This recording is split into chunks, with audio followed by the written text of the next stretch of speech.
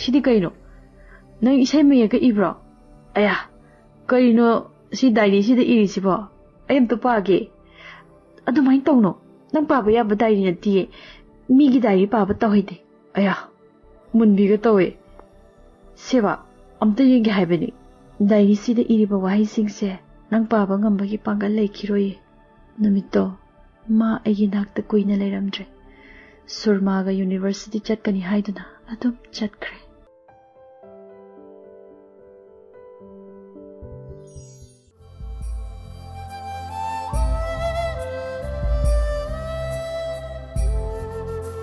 he punshi ngasi di nangi khongchet sina aigi hingbagi asha pumba mache tana kaihan bireko karino nangna chamlaba aigi iphamda utliba shaklon aibu kayam kuina otkigani aigi mitki pirang sina nangi apen ba haibadu oirabara mikup khuding wahanba mikup khuding kaphanba masibu karamba changyengno ai wari ai yam chokthari aibu otlaganuba he punshi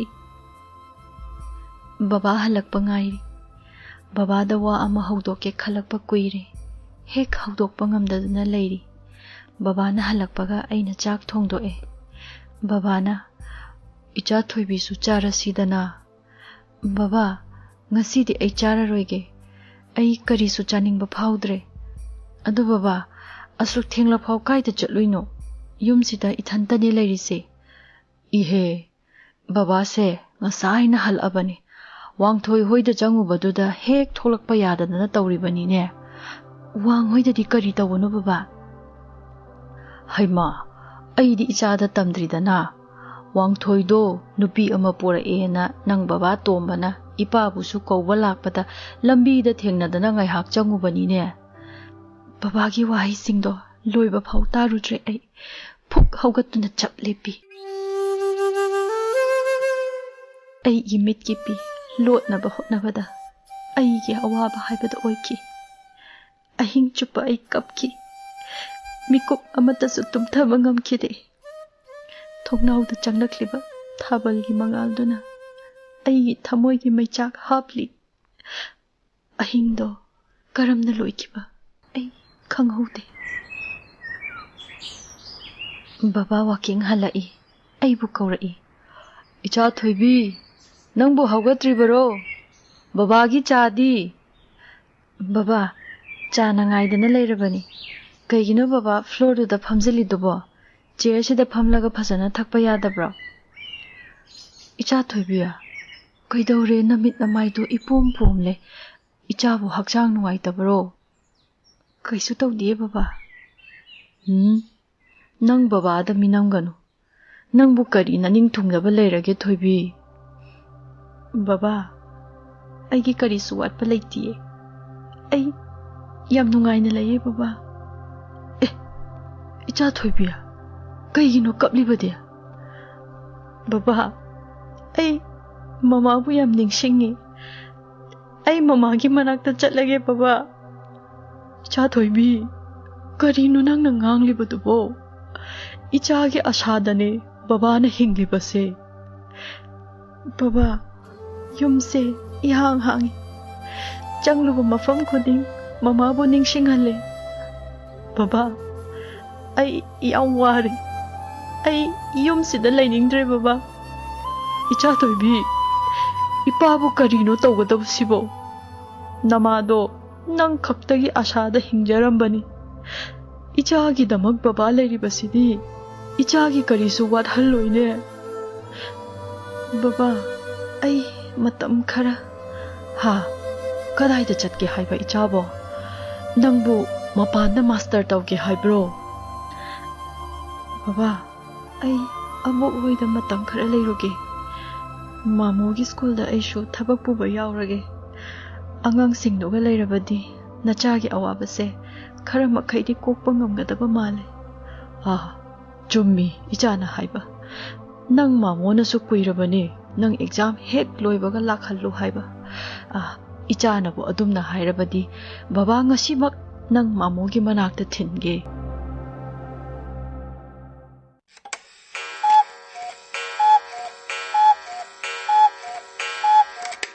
ꯐꯛꯂꯥꯡꯗ ꯊꯦꯠꯂꯤꯕ ꯋꯥꯜ ꯀ꯭ꯂꯣꯛꯇꯨꯅ ꯈꯣꯡꯂꯛꯄꯗ ꯑꯩ ꯒ꯭ꯌꯥꯟ ꯂꯥꯛꯏ꯫ ꯑꯩꯗꯤ ꯉꯁꯥꯏ ꯃꯈꯩ ꯇꯔꯪ ꯑꯃꯗ ꯇꯥꯎꯗꯨꯅ ꯂꯩꯔꯨꯔꯦꯗꯅ꯫ ꯌꯦꯡꯈꯤꯕꯗ ꯄꯨꯡ 5 ꯇꯥꯔꯝꯂꯦ꯫ ꯑꯩ ꯐꯨꯛ ꯍꯧꯒꯠꯂꯤ꯫ ꯃꯄꯥꯟꯗ ꯊꯣꯛꯂꯛꯄꯗ ꯅꯨꯃꯤꯠ ꯇꯥꯔꯝꯗꯣꯔꯦ꯫ ꯑꯩ ꯏꯃꯨꯡꯒꯤ ꯊꯕꯛ ꯂꯣꯏꯁꯤꯜꯂꯤ꯫ ꯁꯟꯙ꯭ꯌꯥꯒꯤ ꯗꯨꯛ ꯊꯥꯎꯃꯩ ꯀꯠꯄ ꯂꯣꯏꯕꯒ ꯆꯥꯛ ꯊꯣꯡꯕ ꯍꯧꯏ꯫ ꯕꯕꯥꯁꯨ ꯇꯤꯚꯤ ꯔꯨꯝꯗ ꯐꯝꯗꯨꯅ ꯅ꯭ꯌꯨꯁ ꯌꯦꯡꯂꯤ꯫ ꯈꯪꯍꯧꯗꯅ ꯑꯩꯒꯤ ꯐꯣꯟ ꯈꯤꯡꯂꯛꯏ꯫ ꯑꯩ ꯆꯥꯛ ꯃꯨꯠꯊꯠꯂꯝꯃꯒ ꯑꯩꯒꯤ ꯀꯥꯗ ꯄ꯭ꯔꯞ ꯆꯪꯉꯛꯏ꯫ ꯍꯜꯂꯣ, ꯀꯅꯥ? ꯃꯤꯁ, ꯑꯩꯅꯦ, ꯕꯣꯕꯣꯏꯅꯦ꯫ ꯑꯩ ꯕꯦꯡꯒ꯭ꯂꯣꯔ ꯌꯧꯔꯦ ꯃꯤꯁ꯫ ꯑꯩꯁꯨ ꯉꯁꯥꯏꯗꯒꯤ ꯅꯪꯒꯤ ꯐꯣꯟ ꯉꯥꯏꯔꯝꯕꯅꯦ꯫ ꯐ꯭ꯂꯥꯏꯠ ꯇꯣꯡꯕꯗ ꯀꯩꯁꯨ ꯇꯧꯗꯕ ꯅꯠꯇ꯭ꯔꯥ? ꯀꯩꯁꯨ ꯇꯧꯗꯦꯗ꯫ ꯑꯗꯣ ꯃꯤꯁ, ꯀꯩꯗꯧꯔꯒꯦ ꯍꯥꯏꯌꯣ꯫ ꯑꯩ ꯃꯤꯁꯄꯨ ꯌꯥꯝ ꯅꯤꯡꯁꯤꯡꯉꯦ꯫ ꯃꯐꯝꯁꯦ ꯏꯍꯥꯡ ꯍꯥꯡꯕꯗꯧꯅ ꯐꯤꯜ ꯇꯧꯋꯦ꯫ ꯑꯩ ꯁꯤꯗ ꯌꯥꯝ ꯂꯩꯅꯤꯡꯗꯤꯌꯦ꯫ ꯀꯩꯒꯤꯅꯣ ꯑꯗꯨꯝꯅ ꯍꯥꯏꯔꯤꯕꯗꯤ? ꯅꯨꯄꯥꯅꯕꯨ ꯑꯗꯨꯛ ꯁꯣꯟꯕ꯭ꯔꯣ?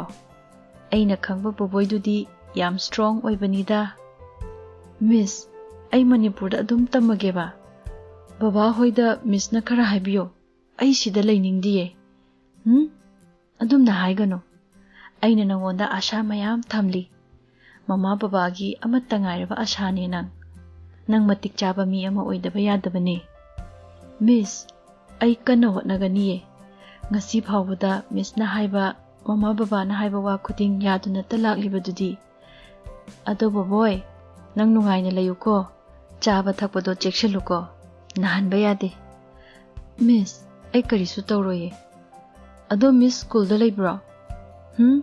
ꯉꯁꯤꯗꯤ ꯌꯨꯝꯗ ꯂꯩꯔꯦ꯫ ꯍꯌꯦꯡꯗꯒꯤ ꯁ꯭ꯀꯨꯜꯗ ꯆꯠꯂꯅꯤ ꯑꯃꯨꯛ꯫ ꯃꯤꯁ, ꯁ꯭ꯀꯨꯜꯗ ꯑꯩ ꯂꯩꯇ꯭ꯔꯕꯅꯤꯅ ꯃꯤꯁꯅ ꯋꯥꯈꯜ ꯅꯨꯡꯉꯥꯏꯇ꯭ꯔꯕ ꯀꯥꯟꯗ ꯐꯥꯒꯤ ꯇꯧꯕꯤꯅꯕ ꯀꯅꯥꯁꯨ ꯂꯩꯔꯔꯣꯏꯀꯣ? ꯅꯪꯕꯨ ꯌꯥꯝ ꯃꯤꯁ ꯇꯧꯒꯅꯤꯌꯦ꯫ ꯃꯤꯁ, ꯑꯗꯨꯝꯅ ꯎꯪꯗꯨꯅ ꯂꯩꯒꯅꯨꯀꯣ꯫ ꯄ꯭ꯂꯤꯖ, ꯑꯩ ꯌꯥꯝ ꯅꯨꯡꯉꯥꯏꯇꯦ ꯃꯤꯁꯅ ꯀꯞꯇꯨꯅ ꯍꯦꯛ ꯂꯩꯕꯗꯣ꯫ ꯑꯩ ꯀꯩꯁꯨ ꯇꯧꯔꯣꯏꯌꯦ꯫ ꯑꯩ ꯀꯞꯄꯁꯨ ꯊꯦꯝꯕꯤꯅꯕ ꯅꯪ ꯂꯩꯔꯤꯁꯤꯗꯤ꯫ ꯑꯣ, ꯅꯪꯁꯨ ꯑꯩꯕꯨ ꯊꯥꯗꯣꯛꯇꯨꯅ ꯆꯠꯈ꯭ꯔꯦꯀꯣ꯫ ꯉꯁꯤꯗꯤ ꯑꯩ ꯏꯊꯟꯇ ꯑꯃꯨꯛ ꯉꯥꯏꯍꯧꯔꯦꯀꯣ꯫ ꯑꯩ ꯃꯈꯥ ꯇꯥꯕ ꯉꯝꯈꯤꯗꯦ꯫ ꯃꯤꯁ, ꯑꯩ ꯊꯨꯅ ꯊꯣꯛꯂꯛꯑꯅꯤꯌꯦ꯫ ꯃꯤꯁ, ꯅꯪ ꯀꯞꯄꯤꯔꯣ? ꯀꯞꯇꯦꯗ꯫ ꯅꯆꯤꯟ ꯊꯤꯖꯟꯅꯒꯅꯨ꯫ ꯃꯤꯁꯇꯤ ꯑꯩꯉꯣꯟꯗ ꯋꯥ ꯂꯣꯠꯄ ꯍꯩꯇꯕꯅꯦ꯫ ꯑꯩ ꯈꯪꯉꯦ ꯃꯤꯁ ꯀꯞꯄꯦ ꯍꯥꯏꯕ꯫ ꯃꯤꯁ, ꯑꯗꯨꯃꯥꯏꯅ ꯇꯧꯒꯅꯨꯕ ꯄ꯭ꯂꯤꯖ꯫ ꯑꯩ ꯌꯥꯝ ꯅꯨꯡꯉꯥꯏꯇꯤꯌꯦ꯫ ꯕꯣꯕꯣꯏ, ꯅꯪ ꯊꯨꯅ ꯃꯇꯤꯛ ꯆꯥꯕ ꯃꯤ ꯑꯃ ꯑꯣꯏꯔꯒ ꯂꯥꯛꯎꯀꯣ꯫ ꯑꯩ ꯅꯪꯕꯨ ꯉꯥꯏꯔꯝꯒꯦ꯫ ꯃꯤꯁ, ꯑꯩ ꯁꯣꯏꯗꯅ ꯃꯇꯤꯛ ꯆꯥꯕ ꯃꯤ ꯑꯃ ꯑꯣꯏꯅꯕ ꯍꯣꯠꯅꯒꯅꯤꯌꯦ꯫ ꯐꯔꯦ, ꯅꯪ ꯋꯥꯔꯝꯃꯅꯤ, ꯄꯣꯊꯥꯖꯔꯣ꯫ ꯃꯤꯁ, ꯃꯔꯛ ꯃꯔꯛꯇ ꯐꯣꯟ ꯇꯧꯔꯛꯀꯦ, ꯁꯥꯎꯅꯨꯀꯣ꯫ ꯅꯍꯥꯟꯃꯨꯛꯀꯤ ꯑꯗꯨꯃꯥꯏꯅ ꯆꯩꯔꯛꯀꯗ꯭ꯔꯥ? ꯆꯩꯔꯣꯏꯗ꯫ ꯐꯔꯦ, ꯅꯪ ꯄꯩꯁꯥ ꯌꯥꯝ ꯆꯠꯂꯅꯤ꯫ ꯅꯨꯡꯉꯥꯏꯅ ꯄꯣꯊꯥꯖꯔꯣ꯫ ꯆꯦꯛꯁꯤꯟꯅ ꯂꯩꯌꯨꯀꯣ꯫ ꯍꯣꯏ miss, good night, sweet dreams. Good night. Miss, ꯀꯩꯗꯧꯔꯒꯦ ꯅꯪꯕꯣ? ꯁꯨꯝ ꯀꯧꯕꯅꯦ꯫ ꯑꯉꯥꯎꯕꯁꯤꯗꯤ꯫ ꯀꯩꯅꯣꯝꯃꯁꯨ ꯍꯥꯏꯅꯤꯡꯉꯦ꯫ ꯍꯥꯏꯔꯣꯗꯅ꯫ ꯀꯔꯤ ꯋꯥꯅꯣ? ꯍꯥꯏꯔꯣ ꯁꯦꯅꯦ꯫ ꯇꯜꯂꯦ, ꯀꯣꯟꯅ ꯍꯥꯏꯔꯒꯦ꯫ ꯏꯁ, ꯃꯤ ꯆꯥꯛꯍꯟꯕꯒ ꯌꯥꯝ ꯍꯩꯔꯦꯀꯣ꯫ ꯑꯗꯨꯕꯨꯗꯤ ꯑꯣꯖꯥꯅ ꯇꯝꯕꯤꯕꯅ ꯈꯤꯇꯪ, ꯁꯥꯇ꯭ꯔꯅ ꯍꯩꯖꯕꯅ ꯗꯃꯥꯗꯅꯤ ꯀꯩꯅꯣ꯫ ꯀꯩꯑꯕ? ꯀꯩꯁꯨꯝ ꯅꯠꯇꯤꯌꯦ꯫ ꯁꯨꯝ ꯍꯥꯏꯗꯤ? ꯃꯤꯁꯄꯨ ꯎꯅꯤꯡꯉꯛꯄ꯫ ꯑꯉꯥꯎꯕꯁꯤꯗꯤ꯫ ꯉꯥꯎꯗꯦꯆꯣ ꯀꯩꯁꯨ꯫ ꯑꯩꯕꯨ ꯑꯉꯥꯎꯕꯅ ꯁꯨꯝ ꯍꯥꯏ꯫ ꯃꯃꯥꯗ ꯍꯥꯏꯗꯣꯛꯀꯅꯤ꯫ ꯇꯧꯔꯤꯁꯦ ꯌꯦꯡꯉꯣ꯫ ꯍꯦꯛ ꯁꯥꯎꯅꯤꯡꯉꯛꯑꯦ ꯃꯤ꯫ ꯉꯥꯎꯗꯦꯗ, ꯁꯨꯝ ꯅꯨꯡꯁꯤꯗꯅ ꯍꯥꯏꯕꯅꯦ꯫ ꯀꯩꯑꯕ? ꯅꯨꯡꯁꯤ ꯍꯥꯏꯕ? ꯑꯌꯥ, ꯌꯥꯝ ꯍꯔꯥꯎꯋꯦ ꯃꯤꯁ꯫ ꯍꯦ ꯑꯉꯥꯡ, ꯚꯥꯞ ꯐꯔꯒ ꯚꯨꯠ ꯊꯣꯛꯑꯦꯗꯣ ꯇꯧꯔꯅꯨ꯫ ꯃꯨꯠꯀ ꯂꯣꯏ ꯍꯥꯠꯂꯤ꯫ ꯃꯁꯤꯕꯨ ꯀꯃꯥꯏꯅ ꯂꯥꯛꯅꯗꯣꯏꯅꯣ? ꯐꯔꯦ ꯃꯤꯁ, ꯑꯩ ꯌꯥꯝ ꯋꯥꯔꯦ, ꯇꯨꯝꯃꯒꯦ ꯇꯧꯔꯤꯅꯦ꯫ ꯑꯗꯣ ꯊꯝꯃꯒꯦ꯫ ꯍꯣꯏ, ꯐꯖꯅ ꯄꯣꯊꯥꯔꯣ꯫ ꯑꯗꯣ ꯀꯩ ꯍꯥꯏꯒꯦ ꯃꯤꯁ? ꯀꯩꯁꯨ ꯇꯧꯗꯦꯗ꯫ ꯊꯝꯃꯣ, ꯅꯪ ꯋꯥꯔꯝꯃꯅꯤ꯫ ꯄꯣꯊꯥꯔꯣ, ꯀꯣꯟꯅ ꯑꯃꯨꯛ ꯁꯥꯔꯁꯤ꯫ ꯍꯣꯏ ꯃꯤꯁ, ꯒꯨꯗ ꯅꯥꯏꯠ, ꯃꯤꯁ ꯌꯨ ꯅꯥꯎ, ꯁ꯭ꯋꯤꯠ ꯗ꯭ꯔꯤꯝꯁ, ꯇꯦꯛ ꯀꯦꯌꯔ꯫ ꯂꯥꯡꯇꯛꯅꯔꯝꯕ ꯊꯃꯣꯏꯁꯦ ꯃꯥꯒꯤ ꯋꯥꯍꯩ ꯑꯃꯗ ꯀꯌꯥꯗ ꯂꯩꯇꯥꯖꯕ ꯑꯩ ꯁꯣꯔ ꯁꯥꯡꯅ ꯍꯣꯟꯗꯣꯛꯏ ꯊꯃꯣꯏꯗ ꯂꯩꯔꯝꯕ ꯑꯋꯥꯕ ꯈꯔ ꯃꯈꯩ ꯀꯣꯛꯄꯒꯨꯝ ꯈꯜꯂꯤ ꯃꯥꯒꯤ ꯋꯥꯍꯩ ꯑꯃꯅ ꯑꯩꯕꯨ ꯑꯁꯨꯛ ꯊꯨꯅ ꯍꯣꯡꯍꯟꯕ ꯉꯝꯂꯤꯕ ꯅꯪꯁꯤꯕꯨ ꯑꯩꯒꯤ ꯀꯅꯥꯅꯣ ꯏꯊꯟꯇ ꯍꯪꯖꯩ ꯄꯥꯎꯈꯨꯝ ꯐꯪꯕ ꯂꯩꯇꯦ ꯅꯨꯃꯤꯗꯥꯡꯒꯤ ꯊꯕꯛ ꯏꯟꯈꯥꯡ ꯃꯌꯥꯝ ꯂꯣꯏꯁꯤꯜꯂꯝꯂꯒ ꯑꯩꯒꯤ ꯔꯨꯝꯗ ꯆꯪꯉꯤ ꯆꯣꯛꯊꯔꯦ ꯄꯣꯊꯥꯔꯒꯦ ꯈꯜꯂꯤ ꯑꯗꯨꯕꯨ ꯑꯩꯒꯤ ꯂꯝꯍꯦꯜꯂꯕ ꯃꯤꯠꯁꯤꯗꯤ ꯃꯤꯀꯨꯞ ꯑꯃꯇ ꯇꯨꯝꯊꯧ ꯍꯥꯏꯕ ꯌꯥꯈꯤꯗꯦ ꯇꯧꯐꯝ ꯈꯪꯗꯦ ꯐꯣꯟꯗ ꯌꯥꯎꯕ ꯏꯁꯩ ꯃꯌꯥꯝꯗꯣ ꯁꯨꯝ ꯃꯊꯪ ꯌꯦꯡꯂꯤ ꯈꯪꯍꯧꯗꯅ ꯚꯣꯏꯁ ꯔꯦꯀꯣꯔꯗꯤꯡ ꯑꯃ ꯌꯥꯎꯔꯝꯃꯤ ꯑꯩ ꯍꯦꯗꯐꯣꯟ ꯊꯤꯡꯖꯤꯜꯂꯗꯨꯅ ꯇꯨꯃꯤꯟꯅ ꯇꯥꯏ ꯃꯥꯅ ꯁꯛꯈꯤꯕ ꯏꯁꯩꯅꯤ ꯑꯩꯅ ꯇꯨꯃꯤꯟꯅ ꯔꯦꯀꯣꯔꯗ ꯇꯧꯍꯧꯕꯅꯤ ꯏꯁꯩꯗꯨꯒꯤ ꯋꯥꯍꯩꯁꯤꯡꯗꯣ ꯇꯥꯔꯨꯔꯒ ꯑꯃꯨꯛꯁꯨ ꯅꯣꯛꯅꯤꯡ ꯃꯁꯤꯒꯤ ꯑꯉꯥꯡ ꯃꯤꯉꯝꯕꯁꯦ ꯈꯜꯂꯤ ꯑꯗꯨꯕꯨ ꯑꯃꯨꯛꯁꯨ ꯌꯥꯝ ꯅꯨꯡꯁꯤꯔꯛꯏ ꯏꯁꯩꯗꯣ ꯇꯥꯅ ꯑꯩ ꯋꯥꯈꯜꯒꯤ ꯏꯄꯣꯝꯗ ꯇꯥꯎꯔꯛꯏ ꯑꯍꯥꯟꯕ ꯁ꯭ꯀꯨꯜꯗ ꯃꯥꯒꯤ ꯀ꯭ꯂꯥꯁꯇ ꯑꯩꯅ ꯂꯥꯏꯔꯤꯛ ꯇꯥꯈꯤꯕ ꯅꯨꯃꯤꯠꯇꯣ ꯃꯤꯠꯇ ꯁꯪ ꯎꯔꯛꯏ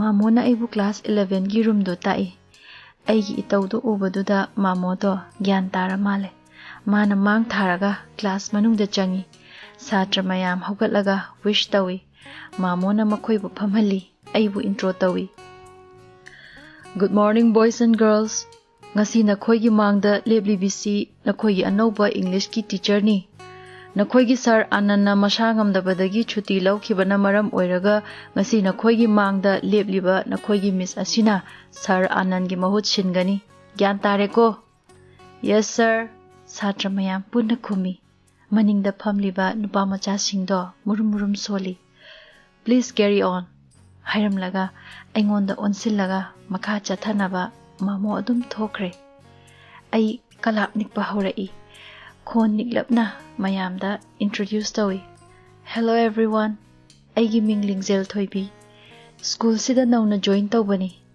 ꯑꯁꯦꯡꯕꯗꯤ ꯑꯩꯗꯤ ꯀ꯭ꯂꯥꯁ 10 ꯐꯥꯎꯕ ꯈꯛꯇꯪ ꯇꯥꯛꯀꯗꯕꯅꯤ ꯑꯗꯨꯕꯨ ꯅꯈꯣꯏꯒꯤ ꯏꯪꯂꯤꯁꯀꯤ ꯑꯣꯖꯥ ꯁꯨꯇꯤꯗ ꯂꯩꯈꯤꯕꯅ ꯃꯔꯝ ꯑꯣꯏꯔꯒ ꯃꯥꯅ ꯂꯥꯛꯇ꯭ꯔꯤꯕ ꯐꯥꯎꯕꯒꯤ ꯑꯣꯏꯅ ꯑꯩꯅ ꯅꯈꯣꯏꯒꯤ ꯀ꯭ꯂꯥꯁꯁꯦ ꯂꯧꯒꯅꯤ ꯑꯦꯅꯤꯋꯦ ꯉꯁꯤꯗꯤ ꯑꯍꯥꯟꯕ ꯅꯨꯃꯤꯠꯁꯨ ꯑꯣꯏꯕꯅꯤꯅ ꯃꯌꯥꯝ ꯁꯛ ꯈꯪꯅꯕ ꯑꯣꯏꯅ ꯁꯦꯜꯐ ꯏꯟꯇ꯭ꯔꯣ ꯑꯝꯇꯪ ꯇꯧꯅꯁꯤꯀꯣ ꯕꯣꯏꯁꯀꯤ ꯂꯥꯁ ꯔꯣꯗꯣ ꯑꯝꯇꯪ ꯏꯟꯇ꯭ꯔꯣꯗ꯭ꯌꯨꯁ ꯇꯧꯔꯛꯑꯣ ꯃꯅꯤꯡꯗꯒꯤ ꯍꯧꯔꯁꯦ ꯑꯁꯨꯝꯅ ꯃꯊꯪ ꯏꯟꯇ꯭ꯔꯣꯗ꯭ꯌꯨꯁ ꯇꯧꯏ ꯏꯟꯇ꯭ꯔꯣ ꯇꯧꯕ ꯂꯣꯏꯔꯗꯨꯅ ꯀ꯭ꯂꯥꯁ ꯂꯧꯕ ꯍꯧꯒꯦ ꯍꯥꯏꯗꯨꯅ ꯇꯦꯕꯜꯗꯒꯤ ꯂꯥꯏꯔꯤꯛꯇꯣ ꯄꯥꯏꯈꯠꯄꯗ ꯉꯥꯏꯔꯤ ꯇꯨꯡꯂꯣꯝꯗꯒꯤ ꯀꯔꯦꯝꯅꯔꯛꯏ ꯑꯩꯈꯣꯏ ꯃꯤꯁꯁꯤꯗꯤ ꯌꯥꯝ ꯑꯉꯥꯡꯅꯦ ꯃꯁꯛꯁꯤꯁꯨ ꯌꯥꯝ ꯐꯖꯗꯅꯒ ꯇꯧꯔꯤꯅꯦ ꯑꯁ ꯚꯥꯏ ꯃꯁꯤ ꯑꯣꯏꯅ ꯀꯣꯏꯕꯅ ꯐꯗꯧ ꯃꯥꯜꯂꯦꯕꯣ ꯃꯌꯥꯝ ꯋꯥ ꯂꯥꯎꯅ ꯅꯣꯛꯏ ꯑꯩ ꯐꯠ ꯌꯦꯡꯊꯣꯛꯏ ꯂꯥꯁ ꯕꯦꯟꯆꯇ ꯐꯝꯂꯤꯕ ꯅꯨꯄꯥ ꯃꯆꯥꯁꯤꯡꯗꯣ ꯃꯌꯥ ꯍꯤꯒꯠꯂꯒ ꯂꯩꯔꯝꯕꯗꯣ ꯍꯦꯛ ꯎꯔꯨꯏ ꯑꯩ ꯃꯆꯤꯡ ꯂꯥꯛꯏ ꯅꯣꯏ ꯑꯗꯨꯋꯥꯏꯗꯣ ꯉꯥꯔꯤ ꯌꯣꯜꯂꯤꯔꯣ ꯇꯧꯔꯤꯗꯨꯕꯣ ꯍꯥ ꯁꯤ ꯀ꯭ꯂꯥꯁꯔꯨꯝꯅꯦ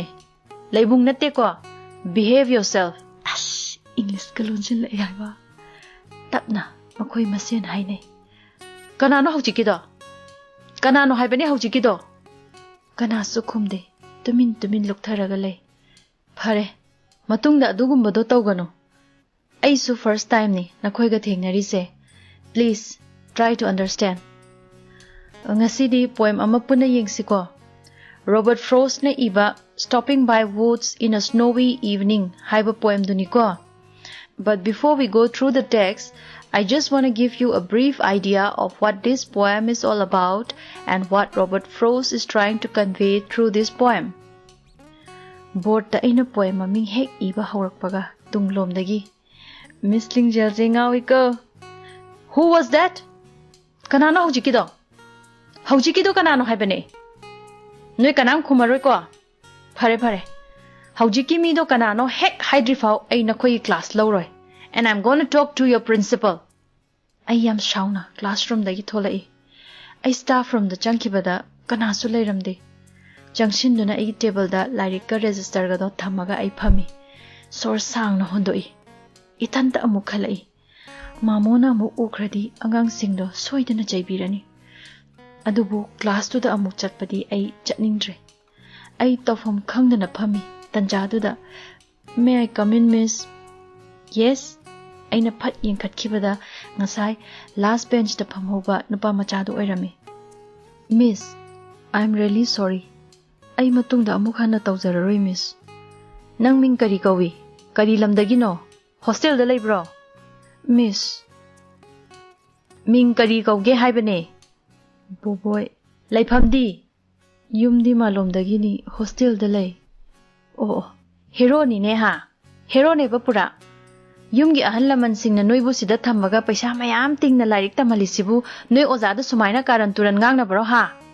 ꯃꯤꯁ, ꯑꯩ ꯌꯥꯝ ꯂꯥꯟꯖꯔꯦ. ꯃꯇꯨꯡꯗ ꯑꯃꯨꯛ ꯍꯟꯅ ꯇꯧꯖꯔꯔꯣꯏ. ꯃꯁꯝꯒꯁꯦ ꯆꯞ ꯆꯞꯀ ꯌꯨꯡꯍꯜꯂꯗꯅ ꯒꯨꯟꯗꯥꯗꯨ ꯃꯉꯥꯏꯔꯦꯅꯦ ꯍꯥ? ꯇꯧꯅꯨ ꯇꯧꯅꯨ. ꯃꯤꯁ, ꯑꯩ ꯑꯃꯨꯛ ꯍꯟꯅ ꯇꯧꯖꯔꯔꯣꯏ. ꯑꯩꯅ ꯃꯔꯝ ꯑꯣꯏꯔꯒ ꯀ꯭ꯂꯥꯁ ꯂꯣꯏꯅꯃꯛ ꯆꯦꯟꯊꯔꯅꯤ. ꯃꯤꯁ, ꯄ꯭ꯂꯤꯖ ꯀ꯭ꯂꯥꯁ ꯂꯧꯕ ꯂꯥꯛꯄꯤꯌꯨ. ꯅꯪ ꯂꯣꯏ ꯁꯤꯜꯂꯣꯅꯦ ꯍꯥ? ꯅꯪ ꯂꯣꯏ ꯁꯤꯜꯂꯣꯕ. ꯅꯅꯥꯗꯣ ꯄꯥꯏꯔꯒ ꯐꯝꯃꯨ ꯂꯦꯞꯄꯨ 50ꯔꯛ ꯇꯧ. ꯁꯠ ꯇꯧꯋꯣ. ꯍꯥꯏꯕ ꯏꯟꯕ ꯁꯥꯇ꯭ꯔ ꯑꯃꯒꯨꯝ ꯑꯩꯒꯤ ꯌꯥꯊꯪ ꯏꯟꯅ ꯃꯅꯥ ꯄꯥꯏꯔꯒ ꯐꯝꯃꯨ ꯂꯦꯞꯄꯨ ꯇꯧꯔꯤ. ꯃꯃꯥꯏꯗꯣ ꯉꯥꯡꯁꯪ ꯉꯥꯡꯁꯤꯜꯂꯤ. ꯑꯩ ꯌꯦꯡꯕ ꯅꯨꯡꯉꯥꯏꯔꯛꯇꯦ. ꯌꯥꯔꯦ ꯇꯣꯛꯑꯣ ꯍꯥꯏꯗꯨꯅ ꯂꯦꯞꯍꯜꯂꯦ. ꯕꯣꯕꯣꯏꯒ ꯂꯣꯏꯅꯅ ꯀ꯭ꯂꯥꯁꯇ ꯆꯪꯃꯤꯟꯅꯔꯦ. ꯅꯨꯃꯤꯠꯇꯨꯗꯒꯤ ꯃꯈꯣꯏꯒꯤ ꯀ꯭ꯂꯥꯁꯁꯦ ꯑꯩꯅ ꯈ꯭ꯋꯥꯏꯗꯒꯤ ꯅꯨꯡꯉꯥꯏꯖꯕ ꯀ꯭ꯂꯥꯁ ꯑꯃ ꯍꯥꯏꯕꯗꯨ ꯑꯣꯏꯈꯤ. ꯌꯥꯝ ꯐ꯭ꯔꯦꯟꯂꯤ ꯑꯣꯏꯅ ꯂꯣꯏꯅꯈꯤ. ꯃꯇꯝ ꯆꯨꯞꯄꯗ ꯑꯩꯅ ꯀ꯭ꯋꯦꯁꯟ ꯍꯪꯐꯝ ꯕꯣꯕꯣꯏꯗ ꯑꯣꯏꯈꯤ. ꯅꯨꯃꯤꯠ ꯈꯨꯗꯤꯡ ꯑꯩꯒꯤ ꯋꯥꯍꯪꯒꯤ ꯄꯥꯎꯈꯨꯝ ꯄꯤꯕ ꯉꯝꯅꯕ ꯍꯣꯠꯅꯕꯅ ꯃꯥꯒꯤ ꯃꯊꯧ ꯑꯣꯏꯈꯤ. ꯃꯥꯒꯤ ꯂꯝꯆꯠꯇ ꯑꯍꯣꯡꯕ ꯈꯔ ꯃꯈꯩꯗꯤ ꯎꯕ ꯐꯪꯉꯤ. ꯐꯅ ಲಾಂಗ್ꯗꯨꯅ ꯂꯩꯔꯝꯂꯕꯁꯨ ꯑꯩꯕꯨ ꯂꯥꯛꯄ ꯎꯔꯕꯗꯤ ꯃꯃꯥꯏ ꯂꯨꯛꯊꯗꯨꯅ ꯂꯩ. ꯑꯩ ꯃꯈꯣꯏꯒꯤ ꯀ꯭ꯂꯥꯁ ꯃꯇꯝ ꯀꯨꯏꯅ ꯂꯧꯈꯤꯗ꯭ꯔꯦ. ꯃꯈꯣꯏꯒꯤ ꯑꯣꯖꯥ ꯁꯨꯇꯤ ꯊꯣꯛꯂꯛꯄꯅ ꯃꯔꯝ ꯑꯣꯏꯔꯒ ꯃꯈꯣꯏꯒꯤ ꯀ꯭ꯂꯥꯁꯇ ꯑꯃꯨꯛ ꯍꯟꯅ ꯆꯪꯂꯨꯗ꯭ꯔꯦ.